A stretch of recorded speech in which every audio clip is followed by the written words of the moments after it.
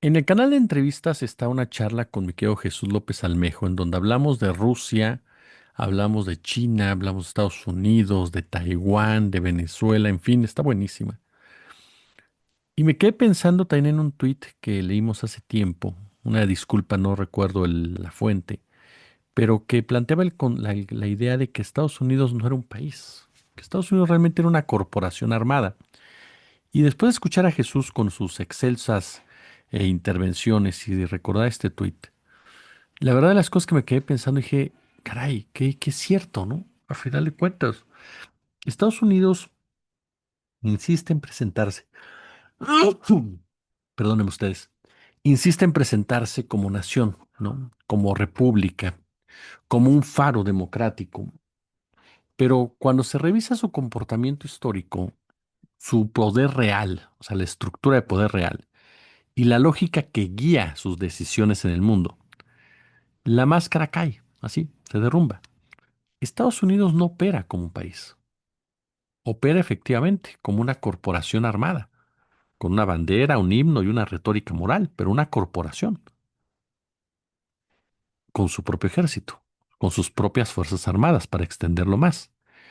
Y no es una afirmación provocadora por gusto, es una lectura basada en los hechos, en las doctrinas, en las guerras, en los tratados, en los golpes de Estado, en los balances financieros.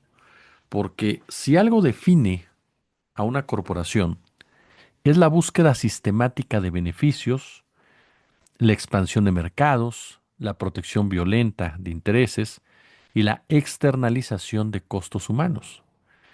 Exactamente, si usted lo ve, es el manual que ha seguido Washington durante más de un siglo. Es el corolario Trump, es la doctrina Monroe. En Estados Unidos el poder real no reside en el votante promedio, no reside ni en el Congreso, no reside ni en el presidente de la República. Reside en un complejo militar, industrial, financiero, tecnológico, que decide guerras, sanciones, invasiones, bloqueos, con una lógica totalmente financiera, con una lógica totalmente empresarial. Eisenhower lo advirtió en 1961. Es decir, no lo hizo un marxista, no lo hizo un comunista, no lo hizo alguien de izquierda, lo dijo un general y lo dijo un presidente no democrático, no del Partido Demócrata, sino del Partido Republicano. Él fue el que habló del complejo militar industrial, que no era una metáfora, era una estructura concreta donde empresas armamentísticas, bancos, petroleras, contratistas de construcción o reconstrucción, agencias de inteligencia y ahora, por supuesto, todo lo que es el tecnofeudalismo, se retroalimentan. Lockheed Martin, Raytheon, Boeing, Northrop Grumman, Halliburton, BlackRock, no son actores secundarios, son el corazón económico de la política exterior estadounidense. Son el corazón de ese complejo militar industrial tecnológico, financiero. Cada conflicto necesita contratos, cada guerra presupuestos, cada invasión reconstrucción, cada reconstrucción deuda.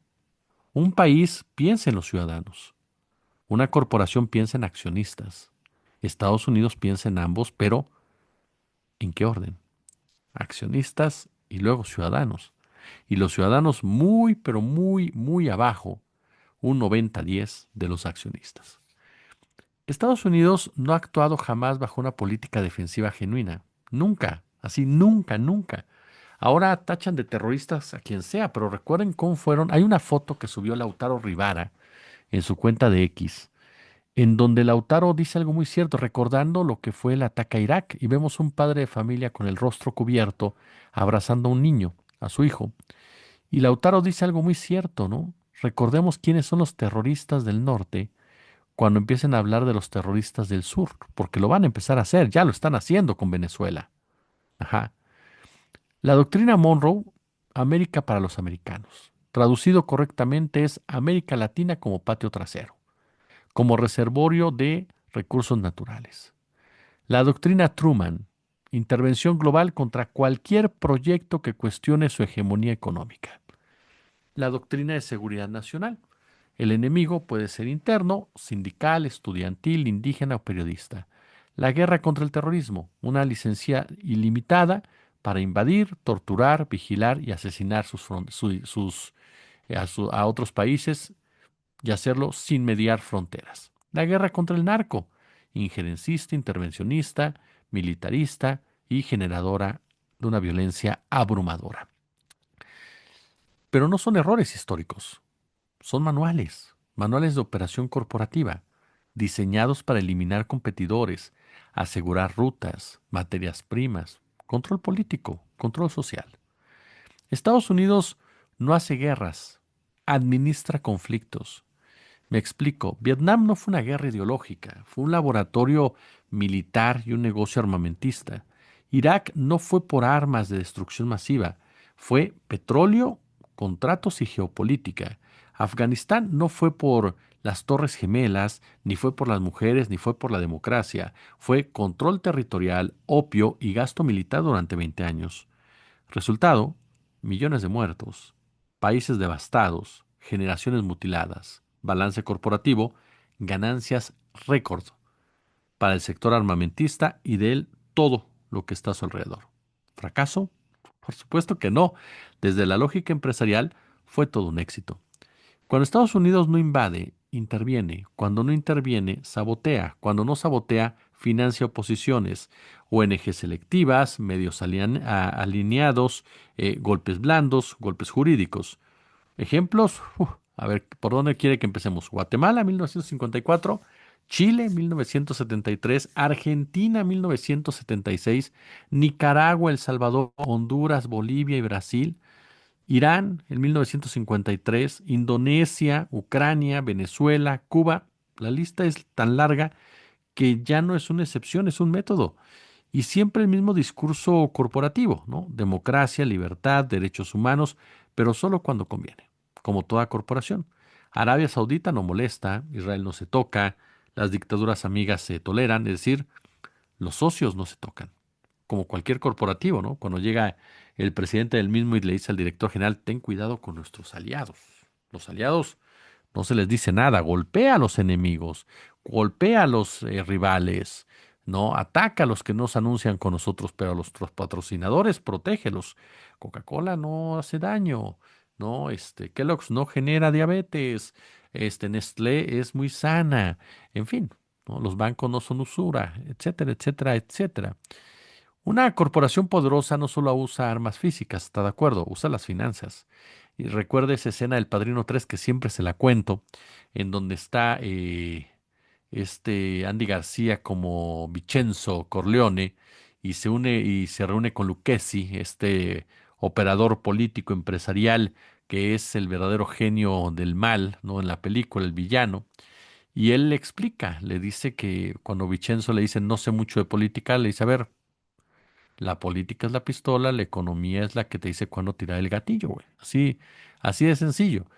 El dólar es el misil silencioso de Estados Unidos. Sanciones, bloqueos, exclusión del sistema financiero, castigos colectivos, países enteros sometidos sin disparar un solo tiro. Ha matado más gente por las sanciones económicas y el hambre que por las balas. Irán, Venezuela, Cuba, Siria. Perdón, eso no es diplomacia, eso es extorsión económica global. Ahora, el Fondo Monetario Internacional y el Banco Mundial funcionan como departamentos de cobranza, ¿no? Privatizan, recortan, endeudan, te castigan, si no obedeces vienen los Marines, en fin, el caos completamente inducido. Y Estados Unidos nunca ha exportado democracia, ese es otro rollo que nos hizo creer Hollywood durante años. Ellos exportan gobiernos funcionales a sus intereses. Eso es lo que hacen. Si votas mal, hay sanción. Si nacionalizas recursos, hay golpe. Si proteges a tu pueblo, eres un dictador, en pocas palabras. Si obedeces, en cambio, eres aliado estratégico. Lo estamos viendo, ¿no? Lo estamos viendo. Si nacionalizas recursos, el caso, por ejemplo, ¿qué le gusta? ¿De Venezuela? ¿De Cuba? Ah, ¿no? Eres enemigo. Hay que dar un golpe de Estado para tomar, simple, Chile, Salvador Allende. Ay, la democracia. Paparruchas. Hasta Allende nacionalizó el cobre y entonces golpe de Estado. Si votas mal, por ejemplo, como ha pasado con Venezuela, sanciones, ¿no? Por estar de otro lado, por abrirle la puerta a los chines, sanciones económicas como tal. Si proteges a tu pueblo, el caso de Fidel, eres un dictador. punto y aparte. Pero en cambio, no, si obedeces como Milei, que se arrastra, eres un aliado estratégico. Mire, la democracia para Washington es una etiqueta comercial y no es un principio ético. Ni siquiera su propia población escapa a esa lógica corporativa. Salud privatizada, educación endeudante, guerras que reclutan pobres, cárceles como negocio, vigilancia masiva, represión policial militarizada. Estados Unidos tampoco se gobierna para su gente. Se administra como una empresa armada, con una población cautiva, una población que es llevada a niveles de estrés altísimos para que consuman drogas legales y después ilegales, y se conviertan en un círculo constante de adicciones. Estados Unidos, ojo, no es el villano de caricatura ni tampoco el salvador del mundo. Es algo más peligroso. Es una corporación armada con poder nuclear, con narrativa moral, con licencia histórica para matar. Eso es Estados Unidos. No actúa por valores, actúa por intereses. No defiende la libertad, defiende mercados. Mientras el mundo siga creyendo el mito del país democrático, que cada día se acaba más, por cierto, seguirá aceptando las guerras, los bloqueos y los golpes como daños colaterales inevitables. Pero cuando se entiende la verdad, que no es una nación, insisto, sino una corporación con un ejército, entonces todo encaja perfectamente. Y entonces también la resistencia deja de parecer radical y empieza a parecer legítima. Hoy Estados Unidos ya no es el país más poderoso militarmente, déjeme decirle eso. Déjeme darle ese dato que se está actualizando. Hoy por hoy China y Rusia tienen mayor capacidad militar de Estados Unidos. Estados Unidos lo que tiene es tiene muchas ojivas nucleares, en pocas palabras, tiene más que China, pero menos que Rusia. Pero Rusia tiene misiles más impactantes. En fin, lo cierto es que Estados Unidos ya ha dejado de ser la potencia económica y la potencia bélica. El punto es que quiere mantenerse como la potencia occidental y esa es una de las grandes derrotas que tendremos nosotros cuando tengamos que soportar a estos tipos presionando, presionando, presionando, presionando, presionando. Veremos hasta dónde se llega. Lo cierto es que hoy por hoy el mundo vive así, entre comillas, entre telones, vive atrapado completamente, ¿no? En pasadores. ¿Por qué razón? Porque una corporación armada es la que no está dispuesto a soltar el pan. Pulgares arriba, como siempre un gusto, como siempre un placer y recuerde, una corporación armada al final de cuentas, cuando se ve destruida la corporación, cuando la corporación se da cuenta que la competencia la supera, ¿qué es lo que hace? La compra en un momento dado, la sabotea. Si no puede comprarla y no puede sabotearla, ¿qué hace? Pulgares arriba. Gracias, nos vemos mañana.